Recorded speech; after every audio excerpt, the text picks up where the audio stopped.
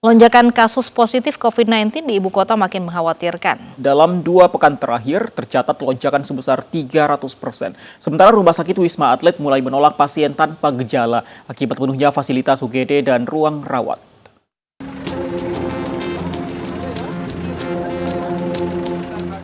Usai libur Lebaran, angka kenaikan kasus positif COVID-19 di ibu kota tak terbendung.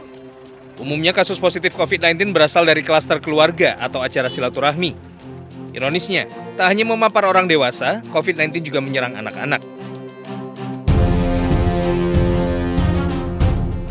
Di ibu kota dari catatan Satgas COVID-19 dalam 2 pekan terakhir, terjadi lonjakan kasus positif hingga 300%. Angka ini jauh melampaui catatan kasus COVID-19 di provinsi lain di Pulau Jawa. Di posisi kedua, DIY mencatatkan lonjakan kasus hingga 107%, diikuti Jawa Timur, Jawa Tengah, Banten, dan Jawa Barat.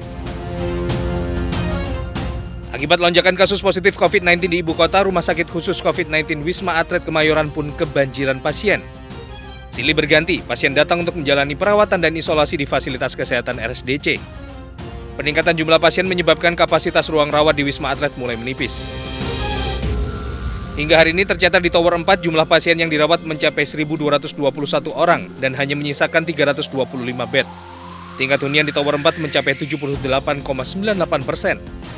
Di Tower 5 tingkat hunian mencapai 92,36% atau nyaris penuh dan hanya menyisakan 120 bed rawat.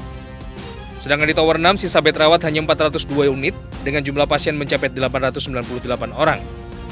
Sedangkan di Tower 7 tingkat hunian mencapai 80,29% dan hanya menyisakan 311 ruang rawat.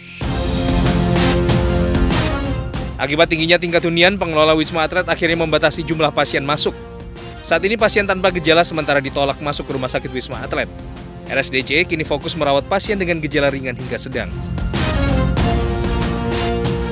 Dari Jakarta, Tim Liputan iNews melaporkan.